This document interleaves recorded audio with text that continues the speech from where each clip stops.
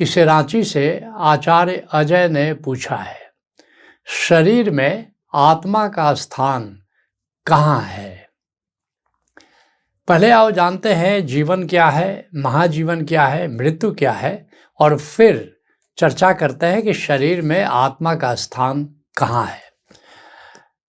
ये कई बार चर्चा में बात आई है कि जो माँ के गर्भ में भ्रूण बनता है तो इसका निर्माण 4 तत्वों से होता है: पृथ्वी तत्व, जल तत्व, अग्नि तत्व और वायु तत्व।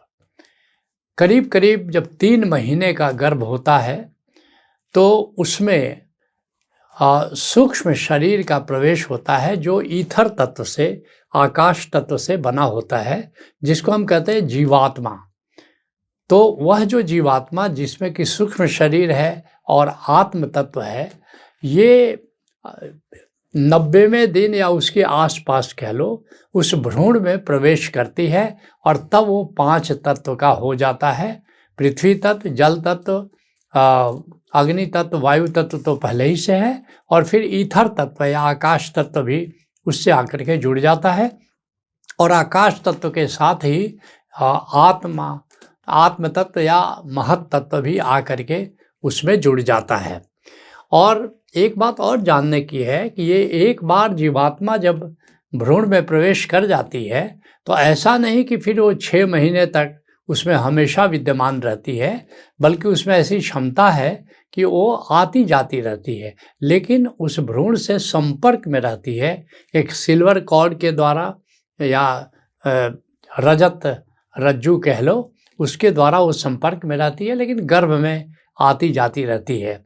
और फिर 9 महीने का जब भ्रूण होता है, अर्थात करीब 6 महीने उसमें गर्भ में जीवात्मा रहती है और तब जाकर के बच्चे का जन्म होता है। इसलिए बाबा फरीद ने एक शब्द में गजब की बात कही है कि मैं कुल 6 महीने गर्भ में रहा। तो उसकी व्याख्या करने वाले जो प्राध्यापक हैं, पंजाबी के प्रोफेसर हैं, वो बड़े बिगुचन में पड़ जाते हैं कि अब चूँकि ग्रंथ साहब में है तो इसको हम संशोधन भी नहीं कर सकते, लेकिन फिर भी अब बाबा फरीद कैसे कह रहे हैं कि 6 महीने, तो 6 महीने का राज यही है कि भ्रूण तो 9 महीने का होता है, लेकिन जीवात्मा वस्तुतः लगभग 6 महीने ही गर्भ में रहती है और फिर उसका जन्म हो जाता है। तो जन्म से लेकर के मृत्यु तक इसको हम जीवन कहते हैं। लेकिन ये जो जीवन जिसको हम कहते हैं, जन्म से लेकर मृत्यु तक, पालने से लेकर के श्मशान तक, वस्तुतः ये इतना छोटा नहीं है।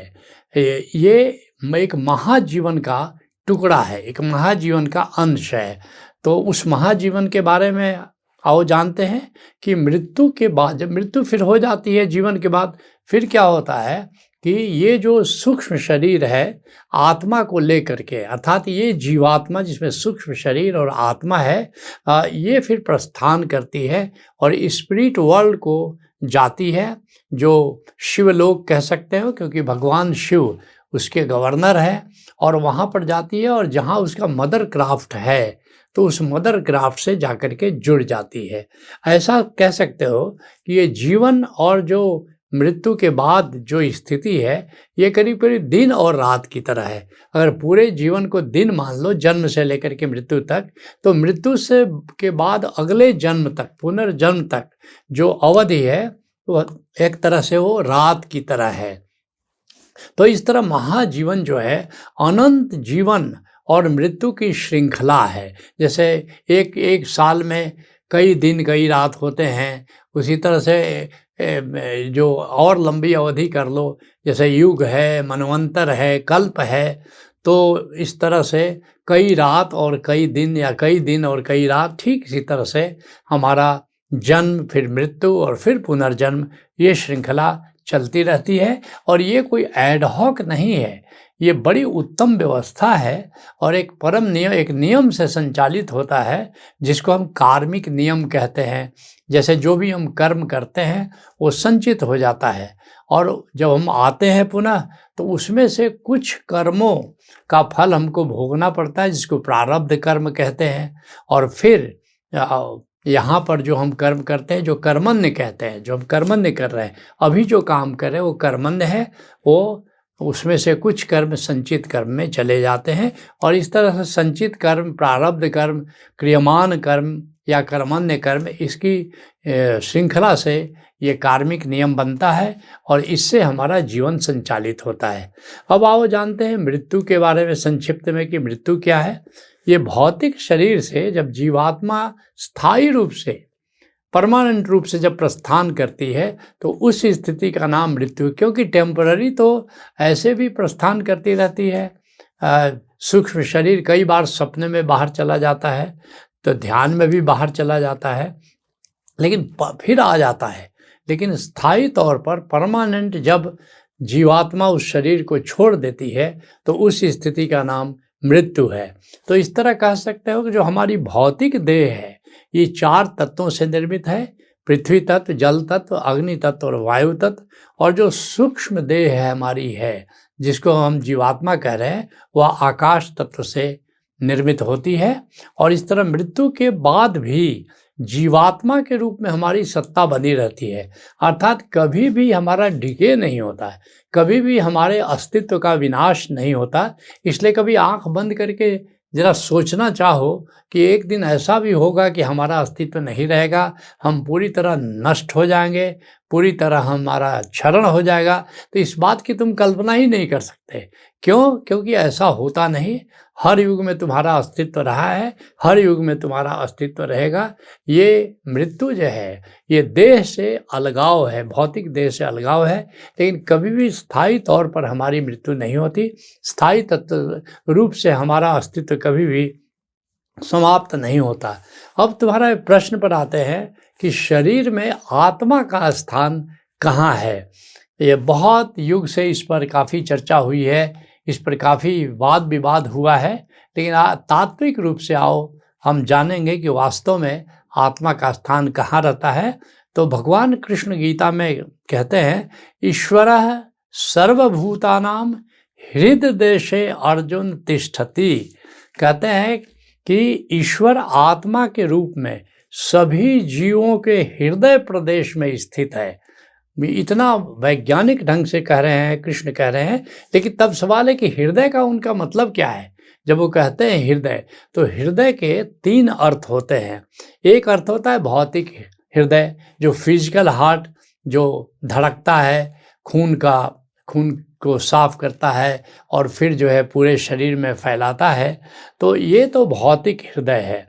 और दूसरा जो है वो अवचेतन जो सबकॉन्शियस कहते हैं, जहाँ राग होता है, जहाँ प्रेम होता है, जहाँ हमारे फीलिंग्स होते हैं, तो अवचेतन को भी हृदय कहा जाता है, जिसे हम फील करते हैं, जिसे एहसास करते हैं, खुशी का, गम का, राग का, तो इस प्रेम का जो भाव जो पैदा होते हैं हमारे, वो सब सबकॉन्शियस में पैदा होते हैं। और ये हृदय एक तरह से कह सकते हो कि सभी भाव हृदय से पैदा होते हैं।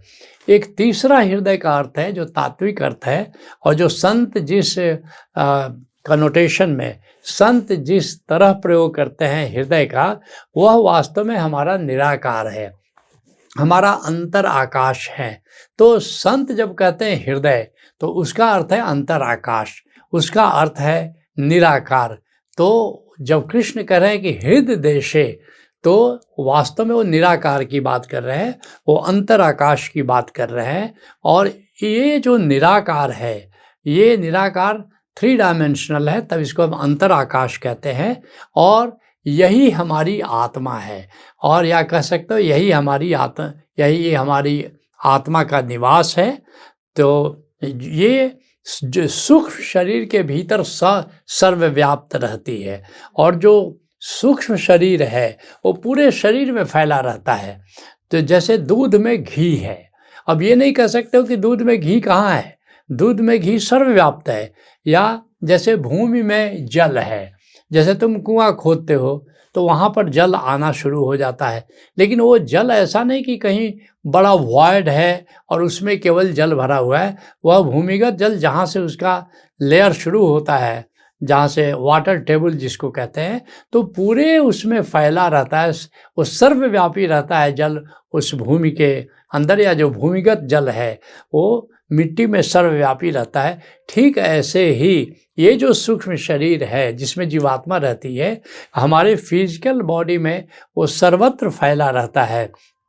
तो ये जानने की बात है कि सूक्ष्म शरीर भौतिक शरीर में सर्वव्यापी रहता है, और उसी सूक्ष्म शरीर में जीवात्मा जो आत्म तत्व है वो सर्वव्यापी रहता है। इसलिए कबीर साहब इसके बारे में बहुत ही सुंदर ढंग से कह रहे हैं कि कोठरी मह कोठरी परम कोठरी विचार। कहते हैं कि आत्म तत्व कहाँ रहता है? प्रभु आत्मा के रूप में कहाँ रहता है? कोठरी मह कोठरी।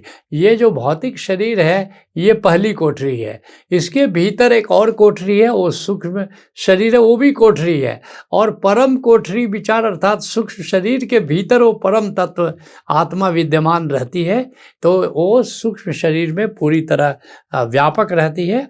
तो इस तरह कह सकते हो कि आत्मा एक जीवित व्यक्ति में सर्वव्याप्त होती है, कोई लोकलाइज नहीं होती है। जैसे लोग अधिकतर व्याख्या कर देते हैं कि ये हृदय प्रदेश में विद्यमान है, अर्थात कि हार्ट के पास विद्यमान है। नहीं, हृदय प्रदेश का ये अर्थ नहीं है। हृदय प्रदेश का अर्थ निराकार है, अंतर आकाश है। और जैसा मैंने कहा कि जो भौतिक शरीर है उसके भीतर सूक्ष्म शरीर, और सूक्ष्म शरीर के भीतर ये आत्म तत्व सर्वव्यापी रहता है। तो ये इस आत्मा को जानने का क्या तरीका हो सकता है? आत्मा को केवल ध्यान के माध्यम से जाना जा सकता है।